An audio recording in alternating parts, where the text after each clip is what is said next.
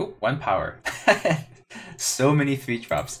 If there's one problem with this deck, is that it has way too many 3-drops, and it does very little on the turn 1 and 2. I think if there's a way to improve this deck, it'd be finding a way to put in some really good 2-drops. I think Rakano Outlaws might actually be worth a few copies here over the Copperhall Bailiffs, just for curve considerations. Just because I haven't seen that many super fast gold wide Stone Scar aggro decks recently. Not at this rank anyway. I don't know what it's like in gold and silver and diamond. But in my current meta, I haven't ran into very many Stone Scar aggro. So I think I could, for me specifically, because, you know, every deck that I present you, it's just a starting point. You need to tweak it to your meta. So for me, I may very well just go in there and which power do I play? I may very well just go in there and just take out the bailiffs and put in Rakano Outlaws instead.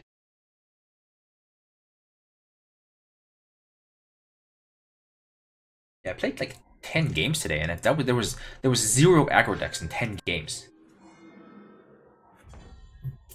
I got nothing going on. My opponent also has nothing going on. And he's playing Inspire. It's an old school card. Inspire used to be a staple in armory decks, but then they got nerfed. Casting cost went from 1 to 2, and nobody plays it anymore. Oh, and it's perfect for him because I can't torch this. That's really unfortunate. And I still can't play anything because my mana base was so bad.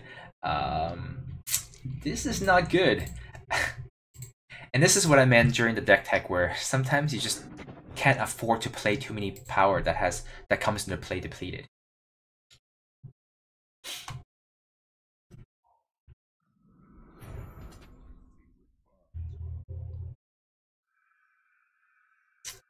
Yeah, we'll torch this and take R4. I'm not super concerned about taking damage. I'm actually more concerned about playing something that isn't going to die to removal. This deck is going to have Rune Hammers for sure. And it's also going to have removal for sure, so no matter what I play, I'm weak to something. Let's start with the Bailiff here. Mitigate the damage a little bit, even if it dies.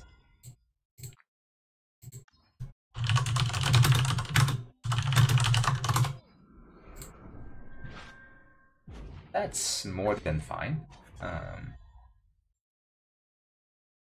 Okay, so here's the dumb thing. I can play the Silverwing Familiar and hold up Protect and Finest Hour, but the Finest Hour onto a Silverwing Familiar is still gonna die to a Runehammer, so that's really bad. Alternatively, I play the Unseen Commando, and I leave up both Protect and Finest Hour, and that's gonna basically protect one of these units against anything he plays. But alternatively, I can just play the Rune Hammer and just kill his 3/4 and just not worry about it. And just let my hammer die next turn. Alright. Let's do this. He's not gonna block here. If he blocks, I'm just gonna Finest Hour and kill his 3/3. Okay then. Finest Hour it is. I mean, it's better than not attacking him and getting hit for 6 in the air, right?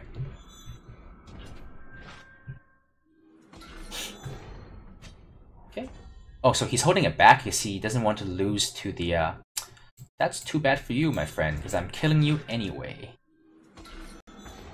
This is why Rune Hammers are so good. It's such a good card. It's gotta be one of the best, like, removal spells in the game. I mean, out of the removal spells that cares about people's health, the target's health. It's so versatile. You can hit the opponent, you can hit the units. You know, it's never a dead card when you draw it. It's such a good card. Yeah, I'm just gonna go ahead and kill it. And then play both of these. So he can Harsh Rule now, but my Familiar will still be alive, and then I can put the plate onto it. Or if I want to be really safe, I can put the Aegis onto it and then wait another turn to put the plate onto it. But a Harsh Rule isn't even that good for him here.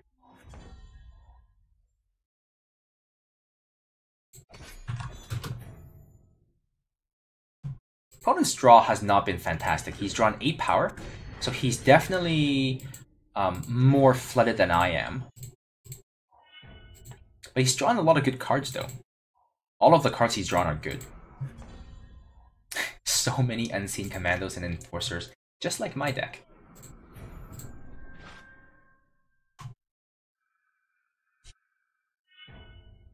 Sure. That doesn't bother me at all. Because the Silverwing has Endurance, so I can still block.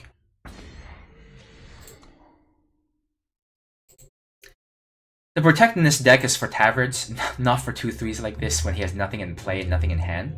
So my opponent's in really bad shape here. I don't think there's anything he can draw that will get him out of this mess. Maybe sort of the Sky King killing this would do it, but it's a long shot.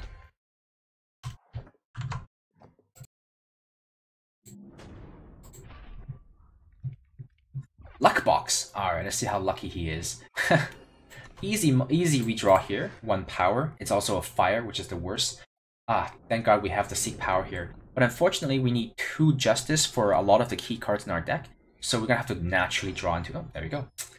Never mind. We are okay. We are A-okay. So next turn, we play the Justice, Rakano Artisan, following by the Banner and the Bailiff, and then followed by Hammer of Might, maybe. So we're in really good shape here. I don't think we have to draw any more power for the rest of the game, and we'll be pretty happy. These color combinations suggest maybe a 4-color deck. Some kind of crown... Oh, there you go. Some kind of crown deck. There you go. I guess Revenge Roaches it is. Probably gonna have Echo in there, and maybe a 4th color. Either Justice for the revenge units like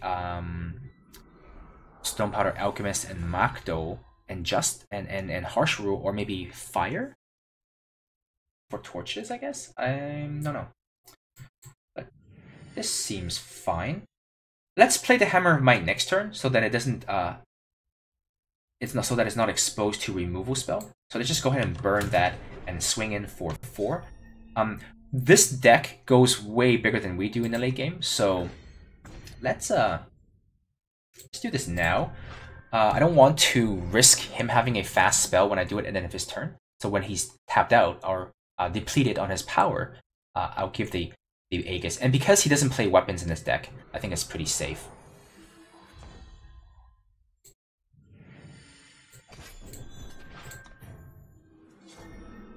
Okay, so let's get the Warcry train going.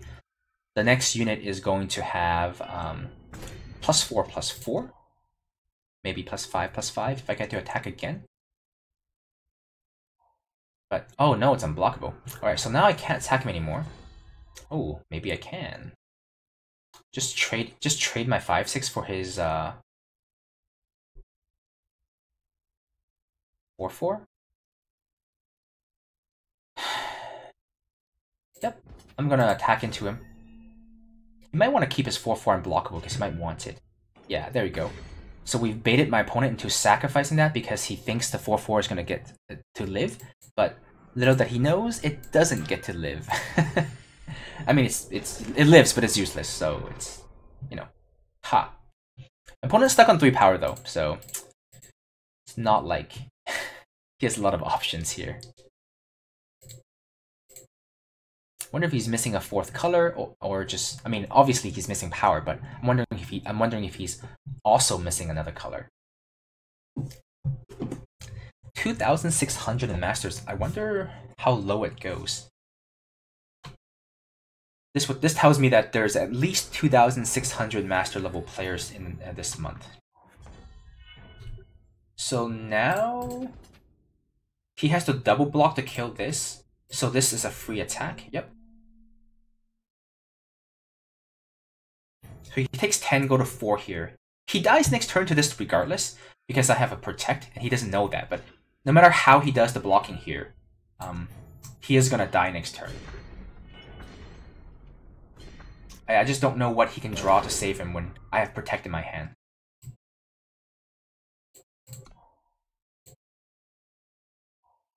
Oh, well, that does it. Oh.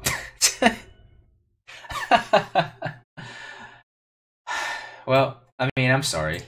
Sometimes you just have it all. That was a very uneventful game. I'll decide whether or not to upload this game later. It's kind of an uneventful game. Okay, Blastard. Played this guy before, quite a few times. Beginning to recognize a lot of names after playing for a while. This hand's alright. This gives me 4 power though. But turn 3, turn 4 play are both fine. Yeah, this hand's pretty decent. Let's start with a fire here and fetch another fire. And that satisfies all of our requirements. Double justice, double fire. We're good to go. We'll play this regular Sigil. And considering as these colors, I'm most likely gonna play the Silverwing Familiar next. Oh, what? That's unexpected. The worst battle skill ever. Absolute worst. I actually don't have anything to make the Silverwing better. Maybe I'm better off playing the Copperhoff Bailiff and just kill that on his way in. Yeah, I think I'll do that.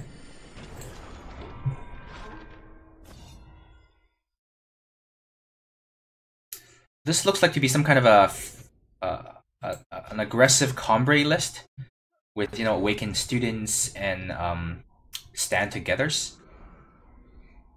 So we're gonna go ahead and silence this right away. I don't really want to deal with that growing bigger. Well, I can also kill it with a hammer, but then he attacks me back, and that's not great. Yeah, we'll just go ahead and silence it. He's gonna use the protect on it. Fair enough.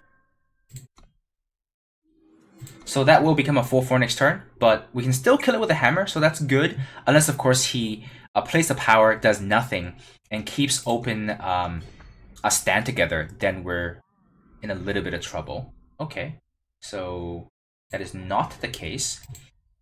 So what now? He missed a land drop, a power drop, so this is still just a 3/3. Am I actually better off? I guess what I can do is I can silence this now, and I can just hammer this the following turn. But he still gets a +1/+1. I'm better off silencing this and hammering that, right? Yeah, I believe so.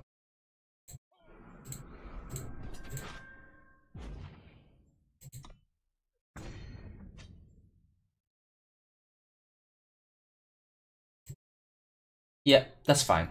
So next turn we'll hammer and leave a protect. We'll hammer that when it's a 4/4. Yeah, this way I can get rid of both of these and he gets no value out of it. Whereas if I silence this and hammer that, he gets a +1/+1 counter somewhere. So he's got either a Finest Hour or a Stand Together here. I stand to lose 2 units here. Yeah, if he Finest Hours, I lose both of my units either way. So this is a really risky block. If he Stands Together though, then it's fine because I still just lose 1 unit to his Stand Together. I think if I don't block, I'm going to lose this game. I'm taking 11 damage. Let's just hope he doesn't have a trick here. Oh, he doesn't. Wow. That's a very aggressive attack. I guess it's fine because he has more threads and I'm doing less damage to him in the air than he is doing to me on the ground. Oh, never mind. That changes everything. In this case, let's just hammer that.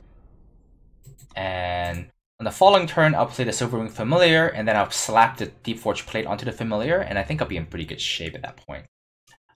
Basically all I'm doing now is slowing down the game so that there's less stuff on his board. The way I lose this game, even with the Silverwing, is if I play the Silverwing, and he temporarily disables it, and he attacks me with a bunch of units, then I'll lose the game for sure. Just because I'll be falling too far behind and taking too much damage.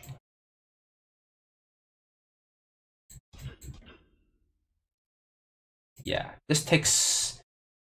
I guess it's the same way. I take 4 attack off the board, but he gets another one back, so it's a net 3. Whereas if I only block that, it's still a net 3. So I guess I just get rid of the bigger unit right now. Silverwing Familiar, and I guess I hope I survive this turn. If he attacks me with both of them, I'll just take 7, go to 6, and hope that the Silverwing Familiar is enough to come back from this game.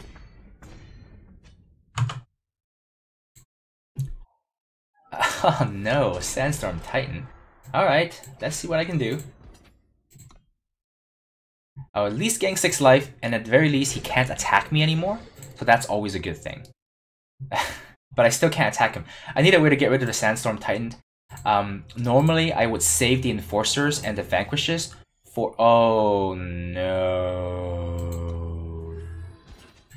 That completely destroys me.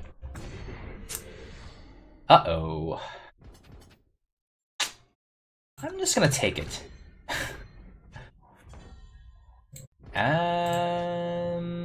Yeah. My odds are looking not too great. My opponent has a lot of very large units in his deck. And I need a certain combination of cards to make this work. Uh-oh. Oh, that still kills it. That's fine. But he does kill both my units, which is unfortunate. I was hoping to just kill one. Alright, I am down to 1 when he attacks me. Unless he has another stand together, in which case I die this turn. Oh, jeez. I don't think there's anything I can draw. No, it's too late. I can silence one and chomp the other, but I still lose at this point. That's too bad. Yeah, my opponent's deck, a little too... His units got a little too big. And the fact that... I mean, all of my eggs were in the Silverwing Familiar and Deepforge Plate basket, and the fact that he has the Sandstorm Titan with the Zenith Initiation basically won him the game there.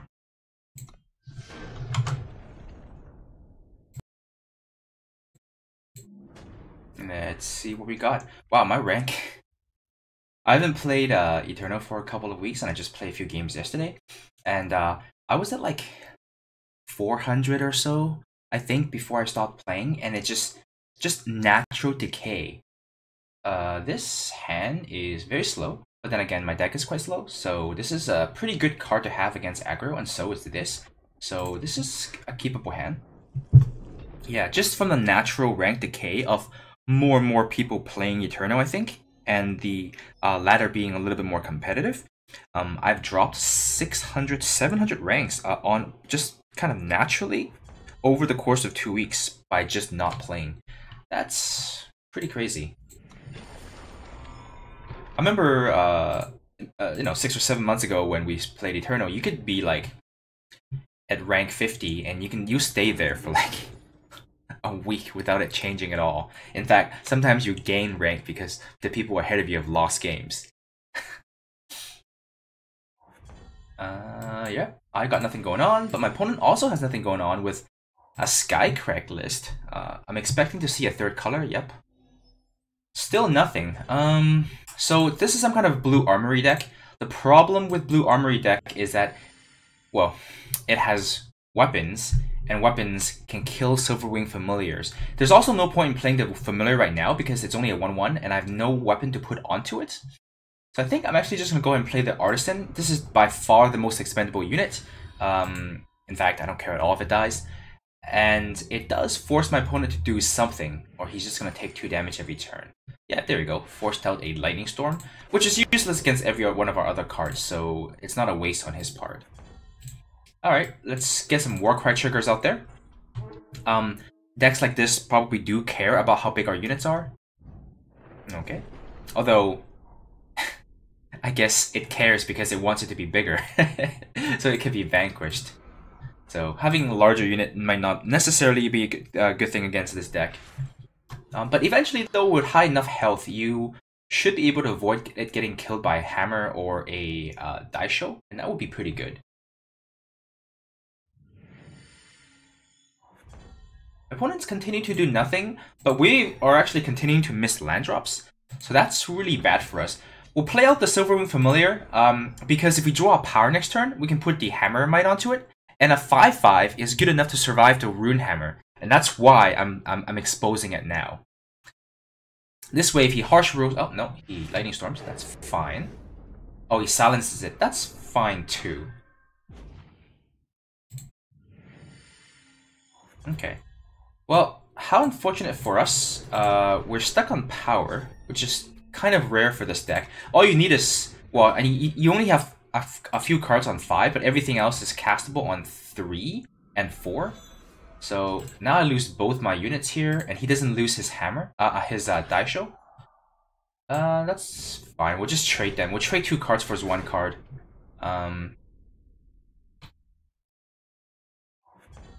There we go. Alright, so... The Hammer of Height might has the highest upside, but I'm almost 100% sure that my opponent has Vanquish and Harsh Rule in his hand. So I'll get 1 hit in, and he gets trade to 2 for 1 me. Whereas if I put a Rune Hammer into play, I can shoot him for 4, attack him for 2, and he won't be able to do anything against the hammer. He can at most kill the Bailiff, I think.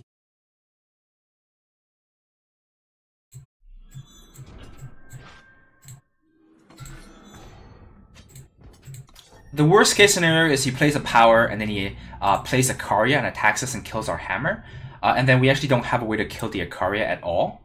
But I mean, even playing the hammer wouldn't change that fact.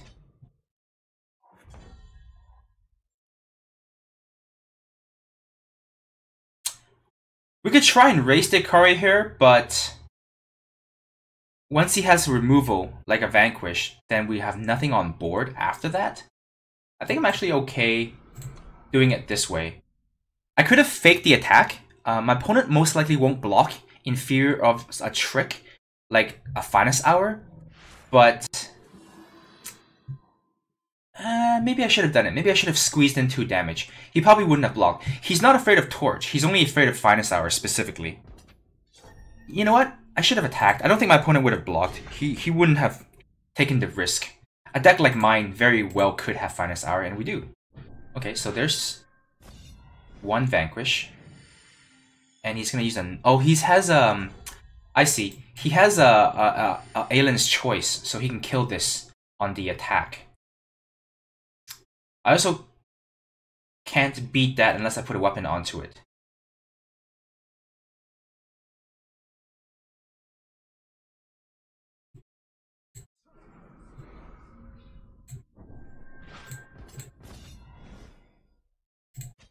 Yeah, I'm just gonna run this into his Alien's Choice here. I have to get rid of that out of his hand no matter what anyway. But hopefully now I can put the Forge Plate onto my Unseen Commando and gain some life back. And hopefully all his triggers didn't go onto a giant weapon. If they all went onto like a... I don't know, like a Enforcer or something, or some unit, that would be a lot better. But I think every threat in my opponent's deck is pretty good though. So no matter what gets those triggers, he's gonna get what, like a +15/+15 or something? We're gonna play the hammer so that we can leave up Protect in case he has another removal spell here. This will kill him in 2 turns, so it's a race. But if he draws a +15 weapon here, we lose no matter what, because I don't think I can beat a 15/15 weapon. If it's on a Daisho or sort of the Sky King, for example, there's no way I can win. Okay, so this is going to put my opponent in a really bad shape here. So he clearly didn't draw any units or weapons. And this Unseen Commando is going to kill him next turn, unless he has something here.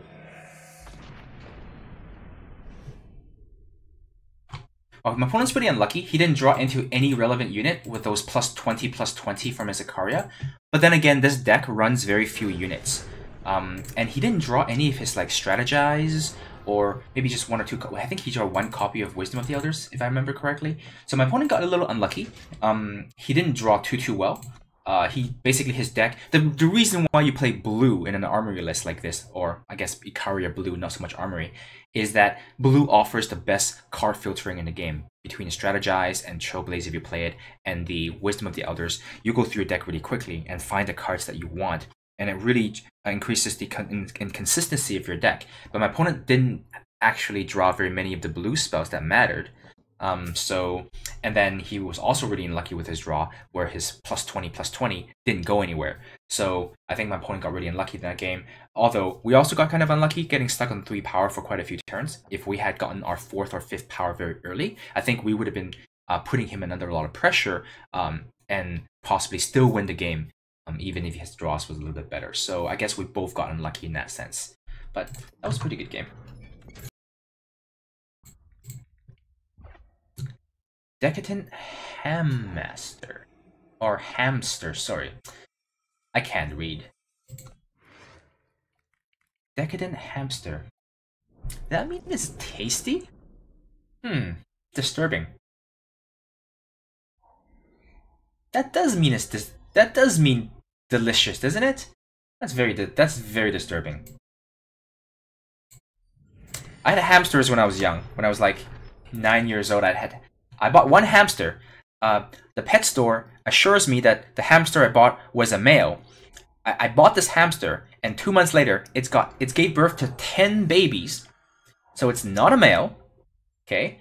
And it gave birth to 10 babies, and then I took them all back to the pet store and be like, "Hey, you lied to me. Trade me these hamsters in for some extra like feed, right? Because I'm 9, I don't have money. So I gave them back 10 hamsters, and I kept 1, and traded the rest in for like feed and whatever else we need at a time. Like there's like toys you can put into the cage. So, and then I'm like, all right, so you can have that. Let me keep just 1 male. So he's like, okay, I traded in 10. He's like, here's a new young baby. It's a male. You know, don't worry, we won't screw up. 2 months later, it gave birth to a 9, or like a month later, it gave birth to 9 more hamsters. Like, what kind of a crap? Oh, I forgot that. I should have torched this thing. Oh, that's a mistake. Sorry, I got really distracted telling my story. That was a really big mistake. We're just gonna let it die. Screw it, we're just gonna torch this. Yeah, this pet store lied to me. Like, I don't know. I don't know how hard it is to tell male from female from hamsters. I can't imagine it being that difficult, right? I don't know, maybe it is.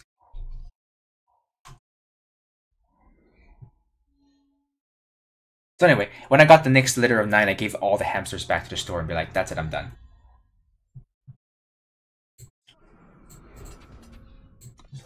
Probably because I was only a 9-year-old kid, and it was really a lot of work taking care of the hamsters. And my parents told me that they will not take care of my hamsters. If I want them, I have to be the one who wash their cages, and they stink, and feed them, and clean them, and play with them, and do whatever, everything that we need to keep the hamsters alive. And I said, no problem. And turns out it was a big problem. Turns out it was very difficult to do.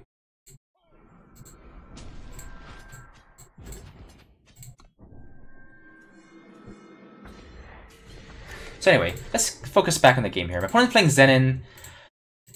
He appears to be power screwed.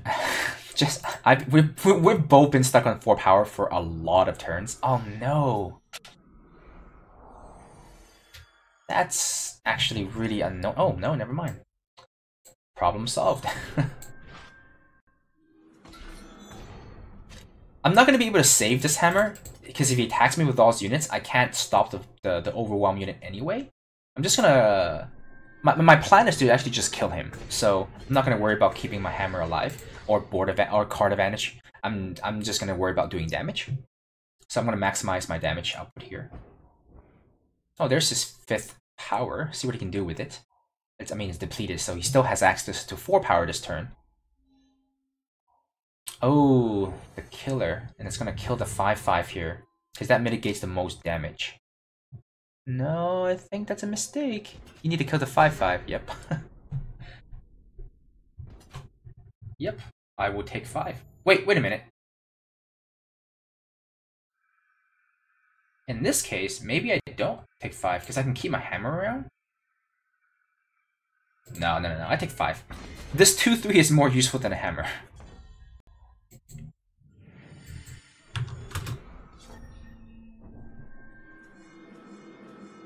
Ooh, that's a lot of damage. Jeez.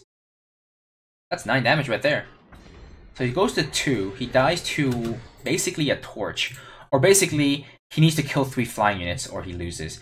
Another Sandstorm Titan doesn't do it because I have to vanquish my hand. So he's actually just dead, he just doesn't know it yet. I didn't have to attack with the Bailiff, but I pushed A and I was too lazy to off-select it. Alright. Yeah, a whole bunch of flying units chipping away for 3 to 4 or 5 damage per turn is really powerful. I used the exact same game plan in my Gauntlet grinding deck, for those of you who've seen my budget Gauntlet deck video. I also used the exact same deck for the last event, where you started with 3 power. What is it called? The Dusk Road... the party event? The Yeti party event. I also use a version of this deck. Yeah, you generally don't care too much about what your opponent is doing on the ground unless they have giant overwhelm units. If they're units that can be chump blocked, you can just chump block them with your Copperhawk Bailiffs and Rakano Artisans, and you can fly in the air for that much damage per turn. The game is over really quickly. The only thing you really have to save your removal for is game-ending cards. There's not too many of them, but there's a few, like Tavern basically could end games. And you really want to save it for the Sandstorm Titans, because that shuts down your entire deck.